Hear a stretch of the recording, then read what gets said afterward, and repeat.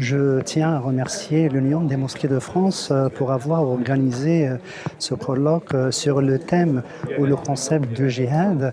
C'est un colloque qui est très important pour sensibiliser les imams et les acteurs cultuels, les acteurs religieux qui exercent la fonction d'imama et qui prêchent auprès de la jeunesse musulmane, auprès de la communauté musulmane en général. J'estime que les imams ont un devoir et une responsabilité morale à l'égard de la communauté nationale, la communauté française en l'occurrence, et plus particulièrement à l'égard de la communauté musulmane, afin de propager les valeurs réelles de la religion musulmane, la miséricorde, la clémence et le respect de l'autre, l'abnégation et ces valeurs qui sont vraiment propagées par le prophète Mohammed sallallahu alayhi wa sallam.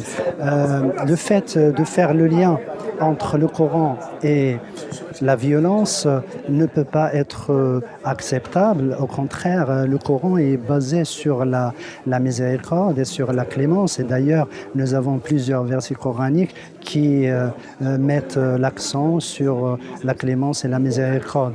Quant aux versets qui ont une connotation belliqueuse en quelque sorte, qui évoquent, relatent les conflits entre les communautés, il faut contextualiser ces versets. Autrement dit, ces versets coraniques dépendent d'un contexte historique propre à l'époque du prophète sallallahu alayhi wa sallam et à l'époque des compagnons. Ces versets ne sont plus applicables aujourd'hui.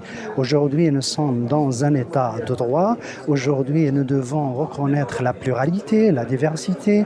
Nous devons avoir un esprit républicain. Nous devons reconnaître et respecter et même mettre en valeur et en œuvre la laïcité, respecter la devise de la République, la liberté, l'égalité et la fraternité.